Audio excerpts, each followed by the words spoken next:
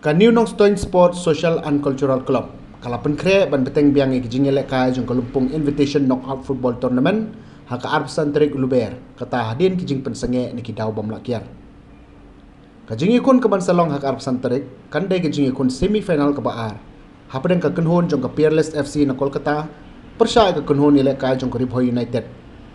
La sekiru ba mentagasngi ka arplai terik luber kirang elek kai jong ka Peerless FC kila 1 point hasor Nong Stoin.